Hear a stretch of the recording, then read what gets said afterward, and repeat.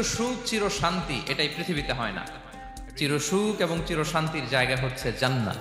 কিন্তু সমস্যা বাদে তখন যখন জান্নাতের ফিচার আমরা দুনিয়ায় খুঁজি।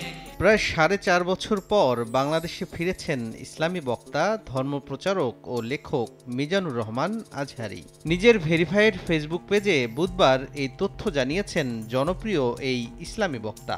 পোস্টে আজহারী নিরাপদে মাতৃভূমিতে পৌঁছাতে পারায় মহান আল্লাহর প্রশংসা করেন। বিমানবন্দরে তাকে ফুল দিয়ে শুভেচ্ছা জানান কয়েকজন আত্মীয়। ওই ছবি ফেসবুকে পোস্ট করেন আজহারীর মামা মোশাররফ হোসেন। বাংলাদেশে ফেরা নিয়ে ফেসবুকে শুভেচ্ছা জানাচ্ছেন ভক্তরা।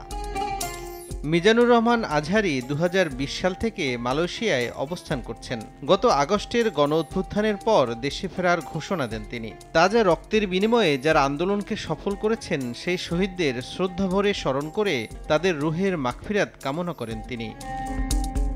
2020 সালে আজহারী মালয়েশিয়া চলে যাওয়ার ঘোষণা দেওয়ার পর তাকে নিয়ে সামাজিক যোগাযোগ মাধ্যমে ব্যাপক আলোচনা হয়। সে সময় ফেসবুক পেজে এক পোস্টে তিনি জানান, পারিপার্শ্বিক কিছু কারণে আপাতত তাফসির প্রোগ্রামের ইতি টানতে হচ্ছে। যদিও সে বছরের মার্চ পর্যন্ত প্রোগ্রামগুলো স্থগিতের কথা জানালেও এরপর থেকে তিনি বাংলাদেশে আর কোনো ওয়াজ মাহফিলে বক্তব্য দেননি।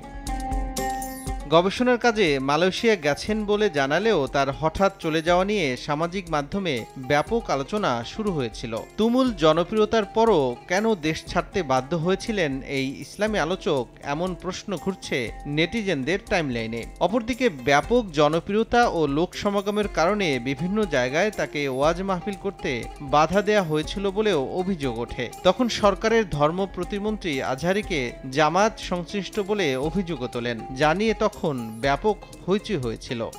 বালু খনন করে পেটে পাথর বেঁধে পরীক্ষা খনন করেছেন সাহাবীদের সাথে। True leader.